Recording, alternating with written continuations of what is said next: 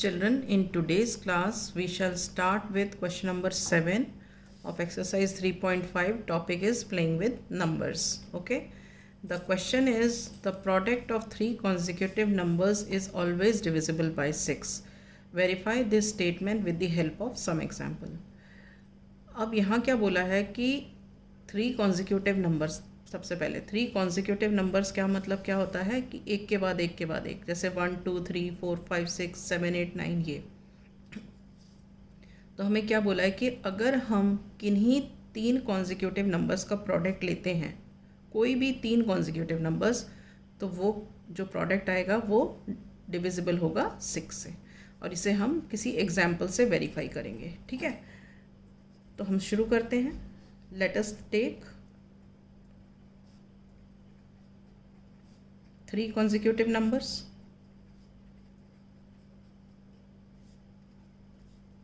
हम three consecutive numbers ले लेते हैं, 2 3 और 4, एक के बाद एक हैं ये तीनों। अब इनका प्रोडक्ट ले लेते हैं। देयर प्रोडक्ट 2 इंटू 3 इंटू 4 क्या हुआ? 2 3 ज़ा 6, 6 4 ज़ा 24। तो हम क्या देख रहे हैं? 24 is divisible by 6। Here 24 is divisible by 6। क्यों डिविजिबल बाय 6? अगर हम 24 डिवाइड बाय 6 करते हैं तो 6 4 ज़ा 24 एंड रिमाइंडर इज 0। तो we say that 24 is divisible by 6. So this verifies the statement. Now coming to the next question. The next question is, sum of two consecutive odd numbers is divisible by 4. Sum of two consecutive odd numbers. Odd numbers क्या होते हैं? 1 3 5 7 9 11 ये सब होते हैं। ठीक है, तो consecutive मतलब क्या हो गया? जैसे 1 के बाद 3, 1 और 3 consecutive हो गए, 3 के बाद 5 तो 3 और 5 कॉन्जिक्यूटिव हो गए, 5 के बाद 7 तो 5 और 7 कॉन्जिक्यूटिव हो गए, इस तरीके से। ठीक है, तो let us take two consecutive odd numbers. Let the two consecutive odd numbers are, हम ले लेते हैं 5 और 7। ठीक है, देयर सम, इनका सम निकाल लो। 5 + 7 कितना हो गया? 12। अब this 12 is divisible by 4। Here 12 is divisible by 4. So this verifies the given statement. All right, now we shall start with the next question, question number 9.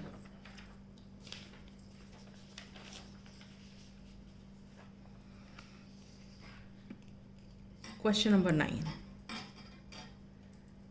In which of the following expressions prime factorization has been done? Prime factorization has been done का मतलब क्या हुआ? जो हम number को when we express the number as the product, तो उनमें कोई भी composite नंबर नहीं बचना चाहिए। तो अब हम एक एक को चेक कर लेते हैं। अब 24 को लिखा है 2 इंटू 3 इंटू 4, तो 2 3 ज़ा 6, 6 4 ज़ा 24, तो 24 तो आ गया। अब हमें ये देखना है कि ये सारे नंबर्स जो हैं प्राइम नंबर्स होने चाहिए। 2 प्राइम है, बिल्कुल है। 3 प्राइम है, बिल्कुल है। 4 प्राइम है, नहीं है। हम इसको कैसे एक्सप्रेस कर सकते हैं? 4 को फिर से ब्रेक करके हम लिख सकते हैं 2 इंटू 2। तो इसका मतलब क्या हुआ कि इस वाले क्वेश्चन में prime factorization is not being done completely. तो हम लिखेंगे हियर prime factorization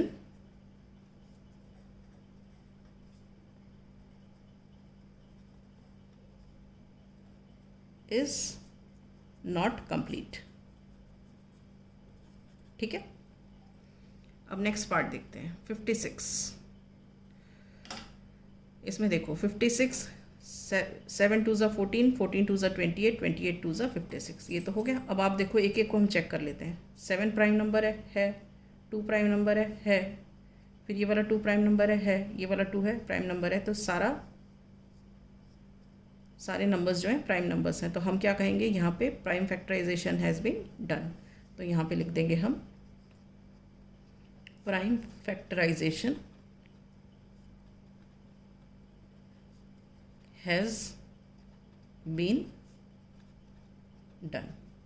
ठीक है, अब आ जाते हैं हम नेक्स्ट पार्ट पर।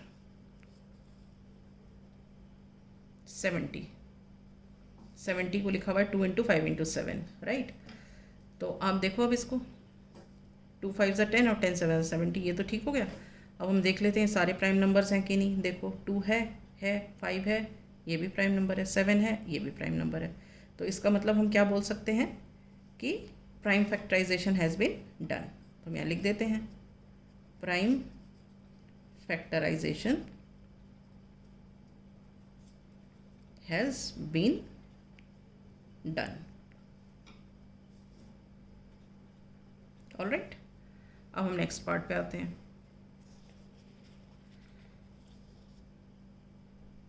ये है 54, इसको एक्सप्रेस किया 2 × 3 × 9, 2 3 = 6, 6 9 = 54।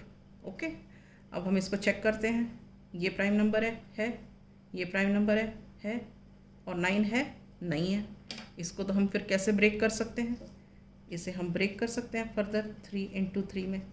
तो इसका मतलब क्या हुआ कि यहाँ पे prime factorization is not complete. तो हम यहाँ लिख देंगे prime factorization is not complete. Is this clear? अब आगे आ जाते हैं नेक्स्ट क्वेश्चन नंबर 10 पर। Determine if 25110 is divisible bye 45। अब इतने बड़े से डिविजिबिलिटी टेस्ट करने से अच्छा है हम पहले 45 को ब्रेक कर लेते हैं। अब 45 को हम ब्रेक करके कैसे लिख सकते हैं, 5 9 सा 45।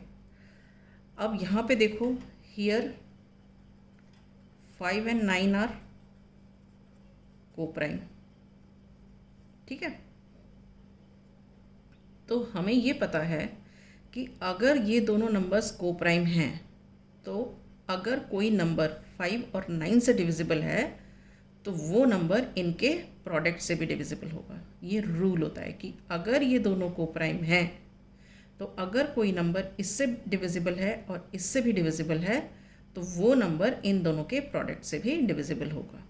तो हम चेक कर लेते हैं कि 25110 5 से और 9 से डिविजिबल है कि नहीं। तो इसकी डिविजिबिलिटी टेस्ट हम कर लेते हैं।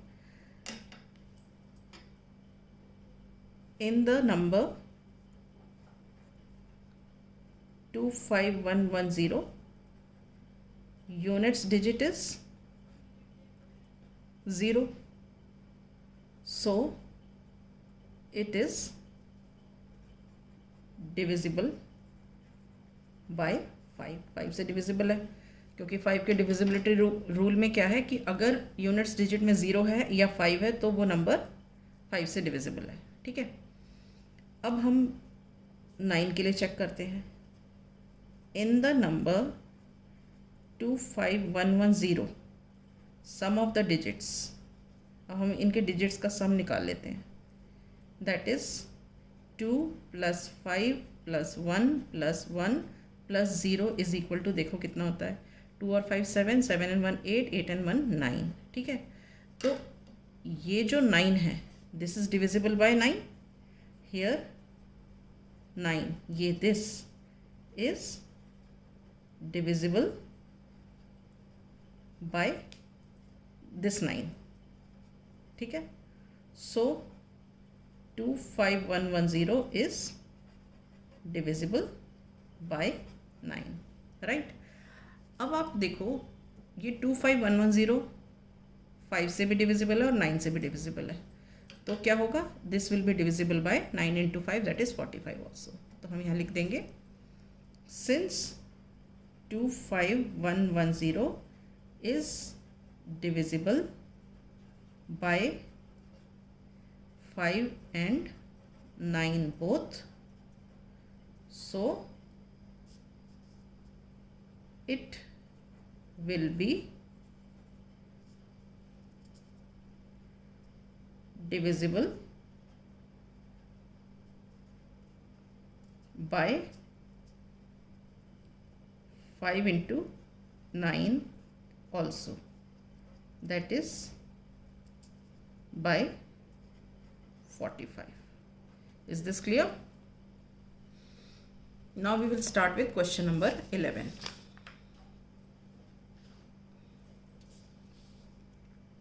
Question number 11 is 18 is divisible by 2 and 3. ठीक है, हम साथ साथ लिखते हैं. 18 is divisible by 2. 2 and 3 बोला, हम पहले लिख लेते हैं 2. Why? Because 18 divided by 2 is what? 9. 2 9s 18 होता है. 18 is divisible by 3 because 18 divided by 3 is 6. 3 6 18 होता है. Okay. Then it is given that it is divisible by the product also. ठीक है.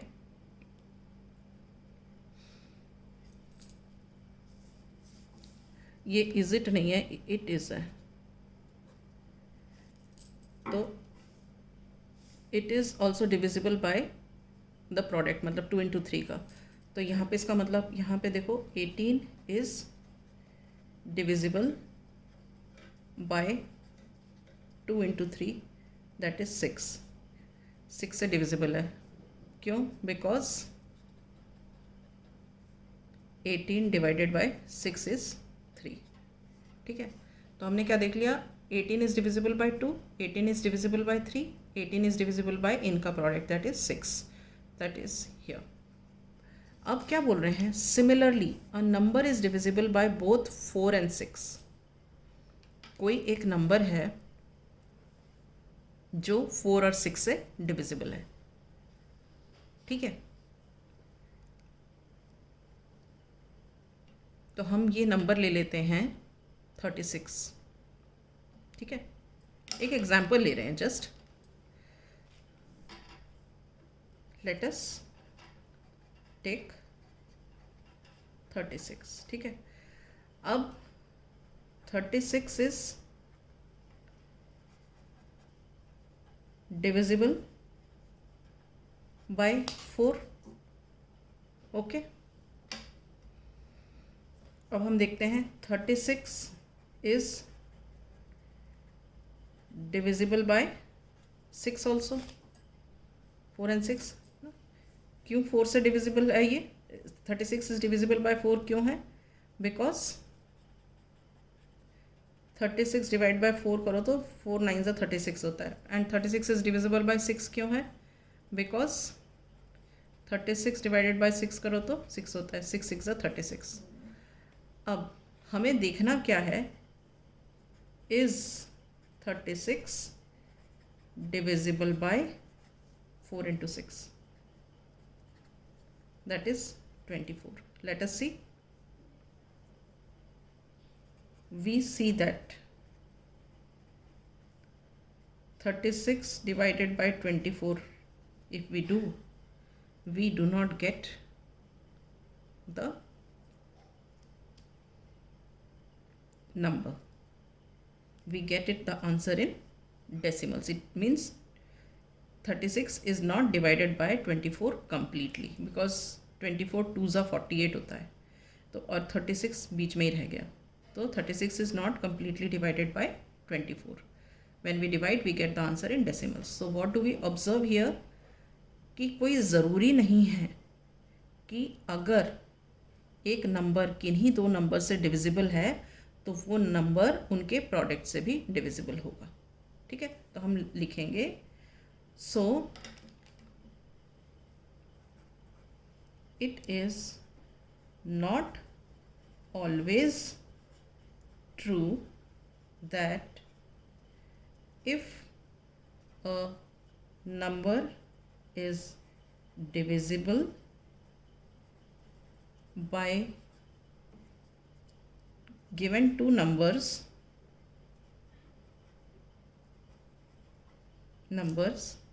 then it is also divisible by the product of those two given numbers.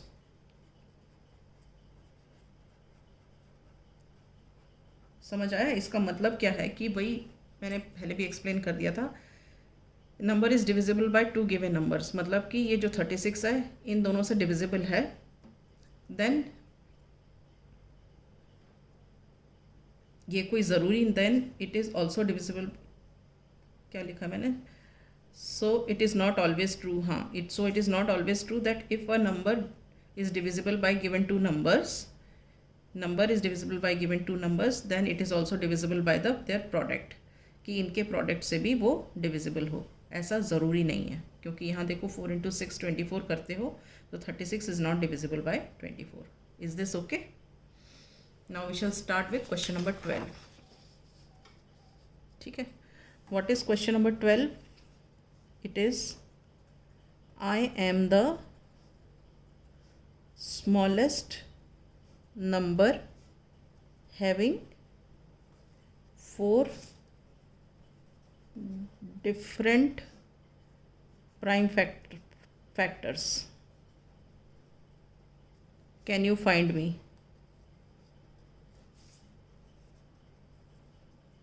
ठीक है, तो अब इसने बोला है कि हैविंग 4 डिफरेंट प्राइम फैक्टर्स, तो हम पहले प्राइम फैक्टर्स ही 4 डिफरेंट प्राइम फैक्टर्स ले लेते हैं, और उन्होंने बोला है स्मॉलेस्ट नंबर, तो हम स्मॉलेस्ट प्राइम फैक्टर से शुरू करते हैं.